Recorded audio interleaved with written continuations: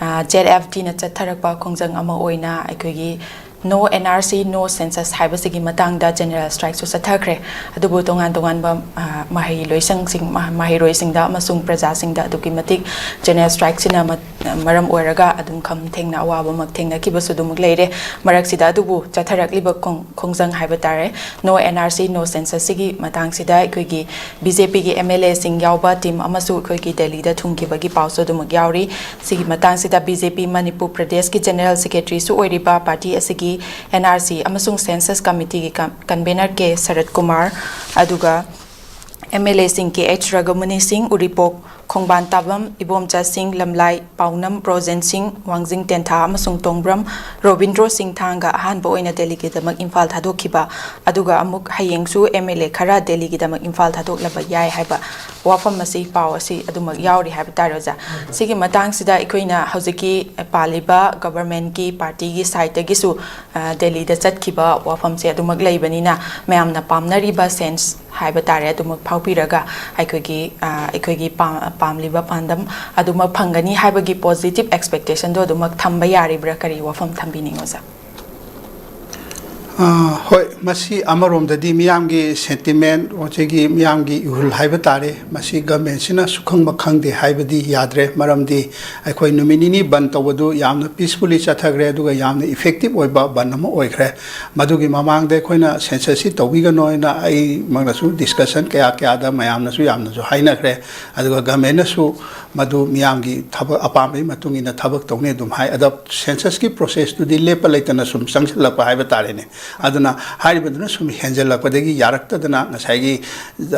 ꯅꯨꯃꯤꯠ ꯅꯤꯅꯤꯒꯤ ꯖꯦꯅꯔꯦꯜ ꯁ꯭ꯇ꯭ꯔꯥꯏꯛꯁꯤ ꯇꯧꯈꯤꯕꯅꯦ ꯍꯥꯏꯔꯤꯕ ꯑꯗꯨꯅ ꯖꯦꯅꯔꯦꯜ ꯁ꯭ꯇ꯭ꯔꯥꯏꯛꯇꯨ ꯌꯥꯝꯅ ꯏꯐꯦꯛꯇꯤꯚ ꯑꯣꯏꯅ ꯃꯤꯌꯥꯝꯅ ꯃꯄꯨꯡ ꯐꯥꯅ ꯁꯧꯒꯠꯄ ꯁ꯭ꯇ꯭ꯔꯥꯏꯛ ꯑꯃ ꯑꯣꯏꯕꯅꯤꯅ ꯒꯚꯔꯟꯃꯦꯟꯠꯅꯁꯨ ꯃꯁꯤꯗꯤ ꯑꯩꯈꯣꯏ ꯇꯨꯃꯤꯟꯅ ꯂꯩꯊꯣꯛꯄ ꯌꯥꯔꯣꯏ ꯍꯥꯏꯕ ꯑꯗꯨꯒꯨꯝꯕ ꯋꯥꯈꯜꯗꯨ ꯂꯥꯛꯄ ꯃꯥꯜꯂꯤ ꯑꯗꯨꯅ ꯃꯣꯏꯒꯤ ꯃꯥꯏꯀꯩꯗꯒꯤ ꯍꯣꯠꯅꯕ ꯌꯥꯕ ꯍꯥꯏꯕ ꯇꯥꯔꯦ ꯗꯤꯜꯂꯤꯗ ꯆꯠꯂꯒ ꯃꯥꯒꯤ ꯒꯚꯔꯟꯃꯦꯟꯠꯀꯤ ꯔꯤꯄ꯭ꯔꯖꯦꯟꯇꯦꯇꯤꯚꯅꯤ ꯍꯥꯏꯒꯗ꯭ꯔꯥ MLAꯁꯤꯡꯗꯨꯅ ꯃꯔꯅꯥꯏ ꯆꯠꯆꯔꯤꯕ꯭ꯔꯥ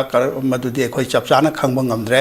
ꯑꯗꯨꯒ ꯃꯣꯏ ꯗꯤꯜꯂꯤꯗ ꯆꯠꯂꯦ ꯉꯥꯡꯅꯔꯨꯅꯤ ꯍꯥꯏꯔꯦ ꯑꯗꯒꯤ ꯑꯩꯈꯣꯏꯅ ꯇꯥꯕ ꯄꯥꯎꯗ ꯑꯩꯈꯣꯏꯒꯤ 14 CSO ꯍꯥꯏꯒꯗ꯭ꯔꯥ CSOꯒꯤ ꯂꯤꯗꯔ ꯃꯌꯥꯝꯁꯨ ꯆꯠꯀꯅꯤ ꯍꯥꯏꯔꯤ ꯉꯁꯤꯁꯤꯀꯣ ꯑꯗꯨꯅ ꯃꯌꯥꯝ ꯄꯨꯝꯅꯃꯛꯇꯨ ꯆꯠꯇꯅ ꯗꯤꯜꯂꯤꯗ ꯇꯛꯁꯜꯂꯨꯕ ꯍꯥꯏꯕꯗꯨ ꯍꯧꯖꯤꯛꯀꯤ ꯂꯩꯔꯤꯕ ꯁꯤꯆꯨꯋꯦꯁꯟꯁꯤꯗꯗꯤ ꯃꯗꯨ ꯅꯠꯇ꯭ꯔꯗꯤ ꯑꯇꯩ ꯄꯥꯝꯕꯩꯗꯤ ꯂꯩꯇ꯭ꯔꯦ ꯃꯔꯝꯗꯤ NRC ꯇꯧꯕ ꯍꯥꯏꯕꯁꯤ ꯁꯦꯟꯇ꯭ꯔꯦꯜ ꯒꯚꯔꯟꯃꯦꯟꯠꯀꯤ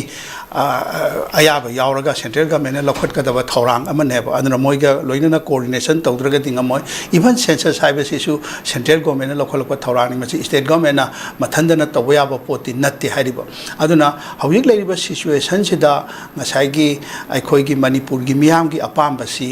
आदा दिल्लीदा मधु मरी लेनब ऑथोरिटीदा कन्ना हाइजतना मधु प्रेस तौरगा मियाम के पामनी सेससी यथोप याइदना मतम खर मियाम पामी से अमरोम हाइरगदि यामना चंब पोने एनआरसी तौवा हाइबसे मतम चंब पोने मरमदि नेशनल रिजर्व से मसी यामना कंट्रोवर्शियल ओइबा अदुगा वारीदबु एनआरसी अपडेट तौबगायना हाइबसे अखोइना इराइ लाइना हाइबगी वानी इंडिया की स्टेट अमतद एनआरसी जे हुजि फाव update तौब ngamdadana leiriba port amane hairiba except asam natana asam gi tawkhre tawgibudu asam gi juji फाव लोसनब ngamdabagi phibamda leidana chayet natana leiri को मोई बिदि फन गरि खरबुदि खंदोखरे मोइनदि याम हानखरे अदुगा अखोइगिदि एनआरसी सि तौब कांदा मतम चंगनी अदगी हाइरिबसि से खुदम मोइना हाइरबदा बेजिआर कमाइ ओइदोइन अखोइ 1951 दा ओइदोरिब्रा अखोइगी आईएलपी तौबददि 1961 कैनो ओइनेन अमा लेखरे आईएलपी के अमा लेखरे को आईएलपी की बेजिआर दुगा एनआरसी गदि खेनेब एनआरसी सिदि तसेंबदि अखोइ 1951 की सेंसस टुदा तौगदमनि हाजि 1951 की सेंसस से मसिगी डाटा मयाम से करि हाइतारे मसि लिगेसी डाटा हाइगद्रा मधु अखोइ मणिपुर मधु चप चाब भाव लेत्रे लाइक याम थीरी से 1951 दा तौखिब पोतु रेकॉर्ड अमा भाव लेत्रगदि करमाइ तौरिनो गाइसि सो खोजि यामना हंगबा याबा ओइरेबा अदगी हाइरिबा रेकॉर्ड सि 1951 दा तौबा यारोय हाइबा ऑर्गेनाइजेशन मयाम अमा लेरे मणिपुर की मरोइना कुकी की कांबु सिंग सिदि 1951 दा दे अखोइ तौबा यारोय हाइरिनेबा मोइदि मर बेजियार दो हाइरिबा मरमदि मोइगिदि 1951 सिदि यामना रिमोट ओइबा हिल एरिया करियादा अखोइ याहौद्रे न रेकॉर्ड से अना हाइरिबा इलीगल इमिग्रेंट्स सिंगसी खंदोकपा हाइरिसि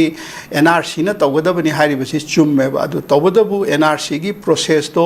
मतम चंगबा अदुगा हाइरिबा मैम से डाटा फजना लेरकांदा तौगदब पोट मैम से अखोइगिदा खजितंग अखोइगी चयेतनब खरा लेरी हना अखोइना खलिको हुजिमकी एज ऑफ टुडे आई खंगजद्रे अदुगा मसिगी प्रोसेस सी मतम चंगबसी आसाम याम कुइन चंगी एनआरसी तौबसी बट मणिपुर ददी आसाम की पॉपुलेशन के अखोइगी पॉपुलेशन के दी यामना खेनबनिना अखोइगी दी पॉपुलेशन दु लाख 19 निफोदी थुना तौबसु याय अना मसी गवर्नमेंट की करी हाइतारे पॉलिटिकल विल हाइगद्रा अदुदा लेरेको अदुगा आइना हाइजनिंगबमदी